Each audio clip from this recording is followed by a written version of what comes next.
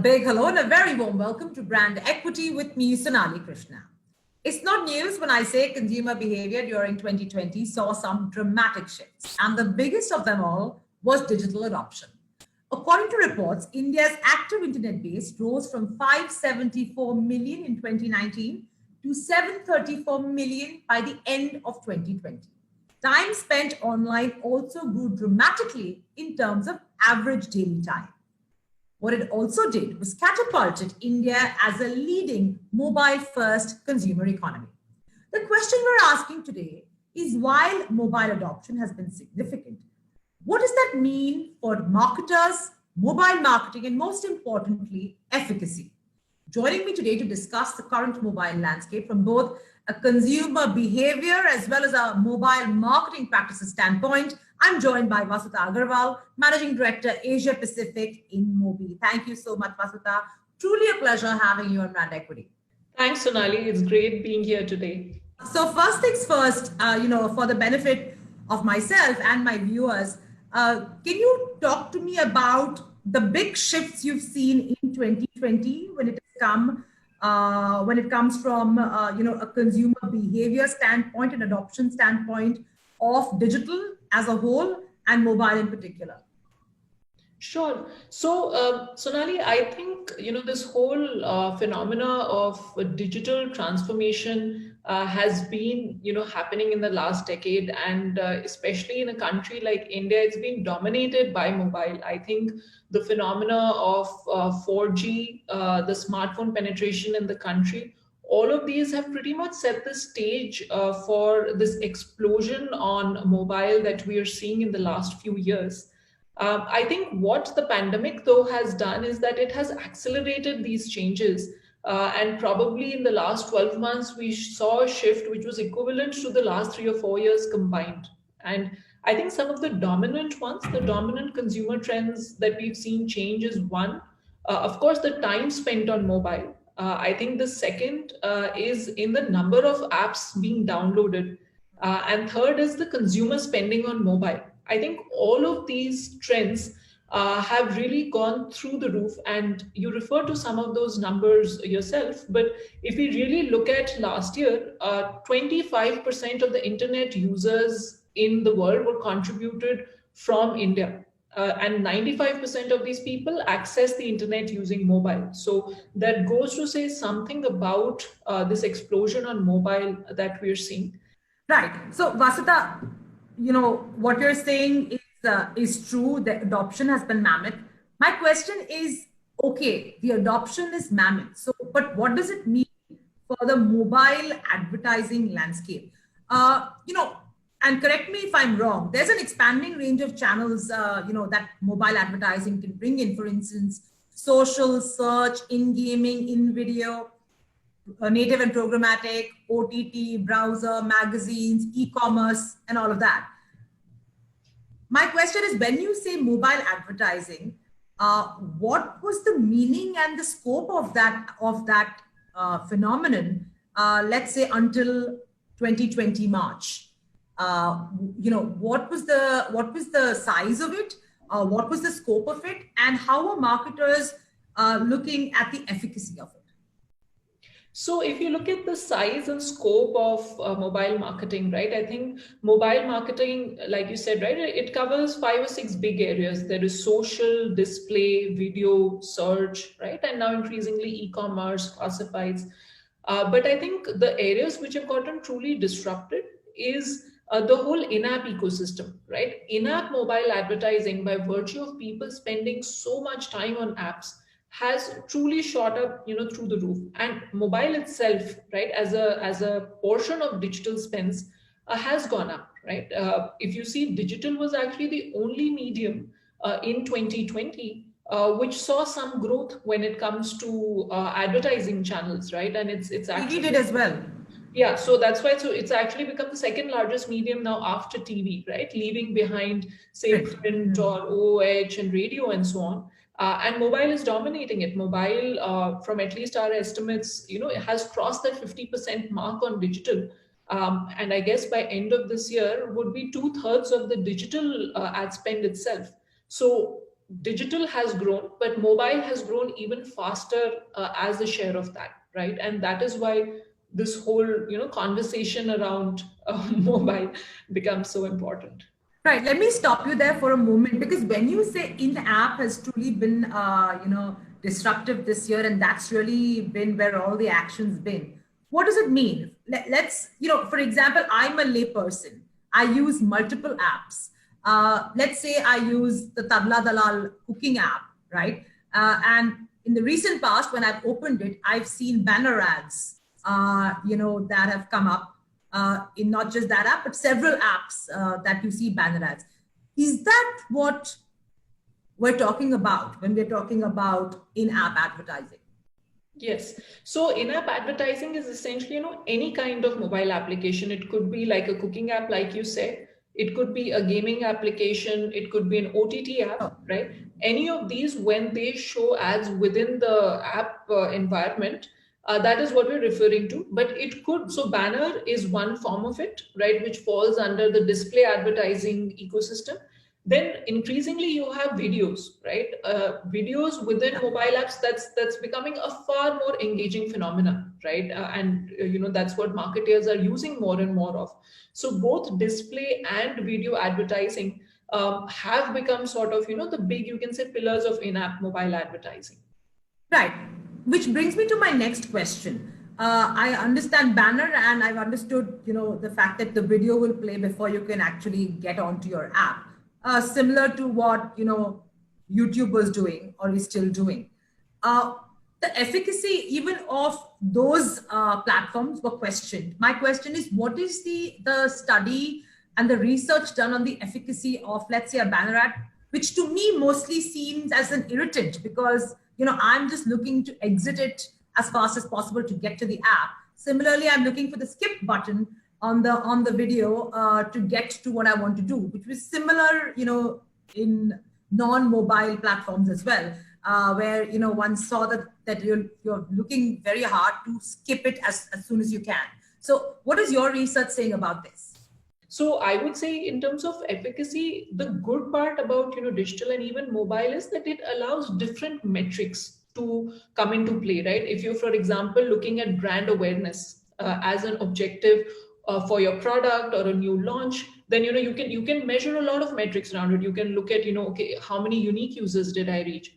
How many people actually saw the ad, right? And a true measure of engagement is how many people actually clicked on the ad or completed watching a video, right? So a lot of metrics, not just on reach, but also on true engagement of your ad, right? And a lot of the studies to actually even derive efficacy saying, when we look at things like, for example, ad recall in the traditional world, right? Or brand lift, those kind of studies to actually see how do I improve the efficacy of ads. That's something I think which digital and mobile marketers have started doing, but there's a need to do more of that, right? To improve this efficacy more and more and make sure that your advertising has true impact. Right. So, would you be in agreement that mobile advertising, and I would even go as far as saying, digital advertising, barring social, barring the social category, is still quite rudimentary in form and shape. And there's, the nuances of actually engaging, a user has not yet come into play because we're still seeing the same formats of advertising. At least when you look at, platforms like, let's say, Instagram, for example, there people or seem to be advertising there seem to have some traction and it seems to have been somewhat established. But I'm not sure how much beyond social, there has been in terms of efficacy. And the other age-old conversation that has gone on and on and on is about measurement of mobile, which has been a bit difficult. What kind of progress, has been made, if at all, in that space?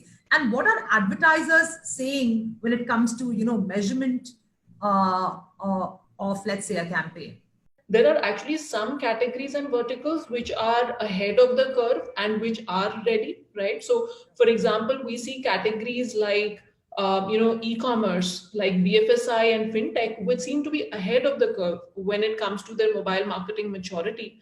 whereas others who are still picking up pace, right, still learning how to do this, and really how to innovate when it comes to mobile, right? So for example, we talked about display and video.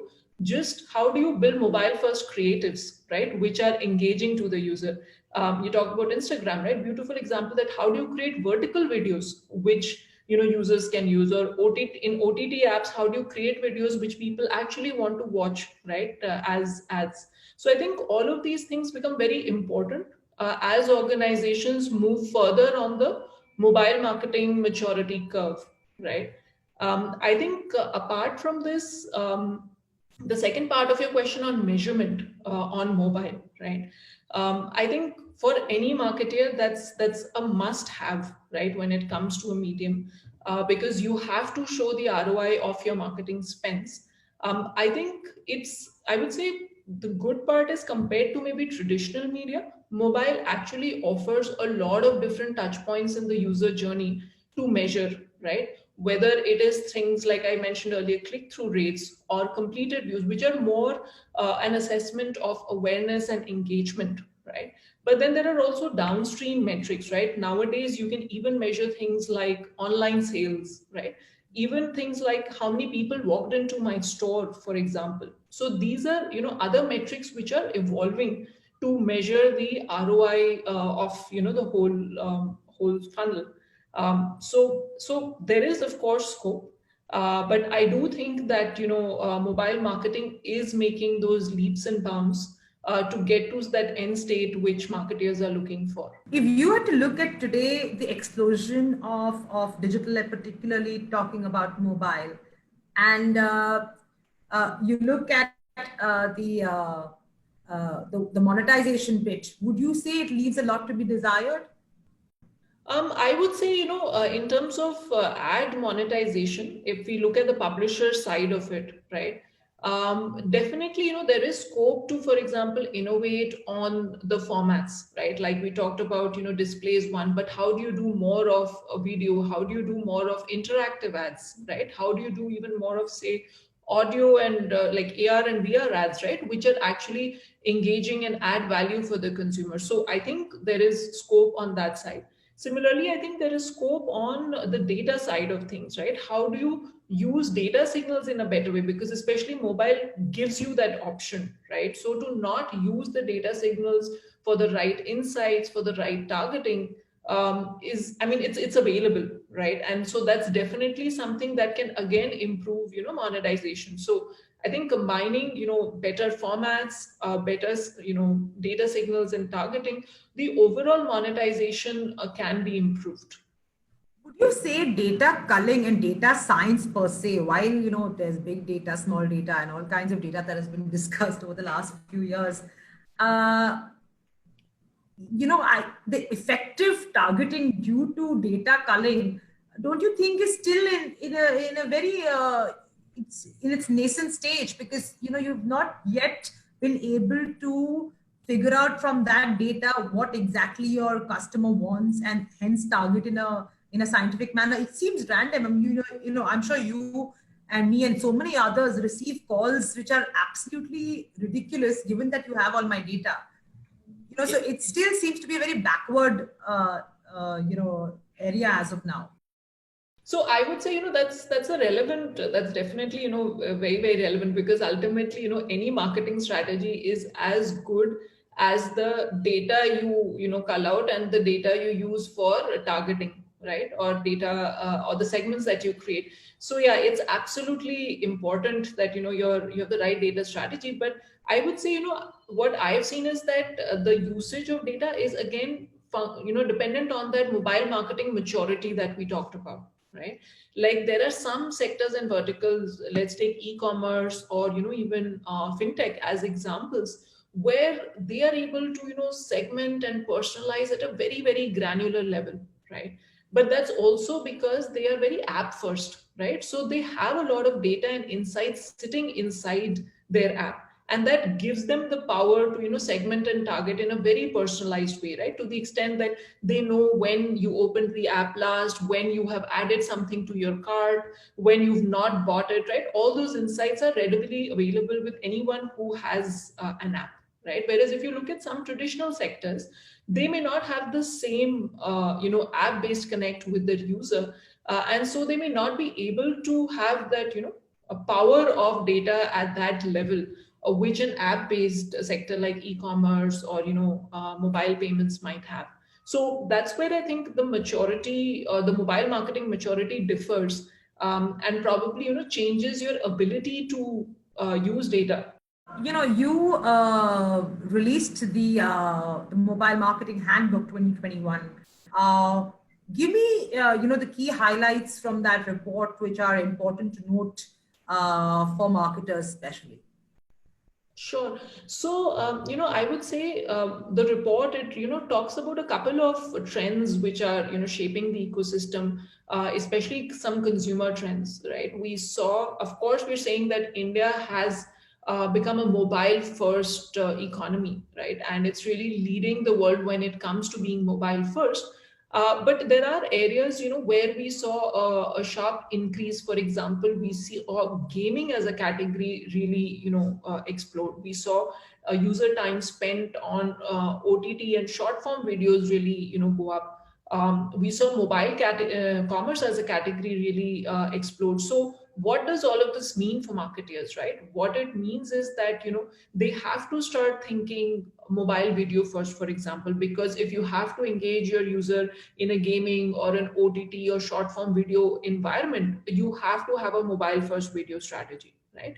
Similarly, I think another big trend is around programmatic. Right, we talked about how that's a trend coming in from the US, but there is increasing ask for transparency, for measurement, for efficiency, and programmatic as a buying channel allows some of these things, right? So that's another trend really shaping the ecosystem.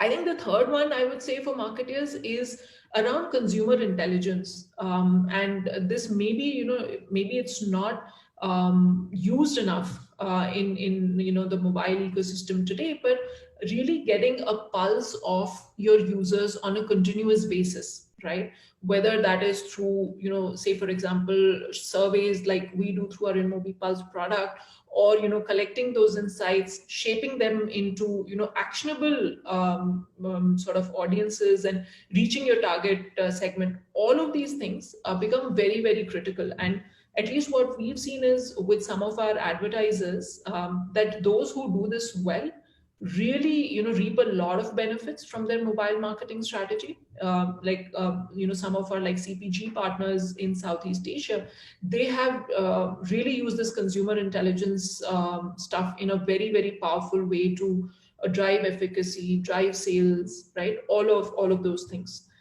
So those are some of the things the report talks about in terms of what marketers can do. What would you say would be most challenging and the pain points for this industry to overcome to ensure that they can optimize on this growth that they've seen?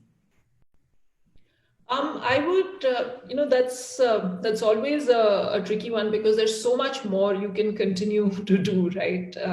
But I would say, one is, of course, continuing this whole thing around, data and consumer intelligence that we talked about. I think brands and, their agencies as well really need to look at that, how do they bring together all the consumer data that brands have, which is their first party data, and also look at other data sets, right, with second and third party data partners, and really invest in the right technology stack when it comes to your data, whether it's a data management platform, a customer data platform, right, whatever it is. But I think that's really something that brands need to do if they are looking to build a long term strategy on mobile, right? Because without that you will sort of always be dependent on others. So I think that's really important. I think second is building the talent for understanding some of the new trends and shaping some of the new trends. For example, programmatic as an area, right? We still don't have enough folks who understand programmatic really well, right, or are as well versed in it, and we need to build that talent in the ecosystem, that awareness in the ecosystem, right? So I think that's an important one. And similarly, I think, a measurement, I think having third party measurement of whatever metrics it may be, brand safety, viewability, audiences, right? All these important things is important because, for example, we work with almost every third party, independent partner for our metrics. And I think that's important because brands need to be able to, know that, okay, if this is a platform which is claiming these metrics, there are third party independent partners to vet those metrics or validate those metrics. So I think that kind of transparency will help the ecosystem move forward, and we're seeing a lot of demand for it as well from our advertisers. How far away are we from an industry currency for mobile? I think it's. I mean, to be fair, I think it is quite. We've reached a point, at least, where we talk about completed views in video, or click through rates in display. Right. There is still this thing of there are different video lengths, for example, or different sort of engagement times and so on. But I think the good part is there are a lot of industry bodies, for example, like IAB, right?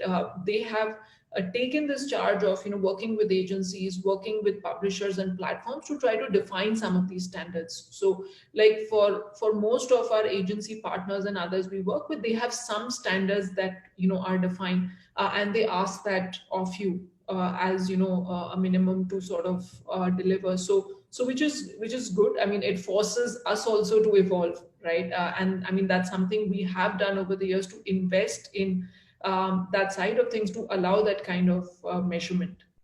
Well, on that note, thank you so much for your time, Vasuda. Truly very insightful speaking with you. And hopefully the next time we speak, the mobile industry and the mobile marketing space would have evolved a lot more than where it stands today.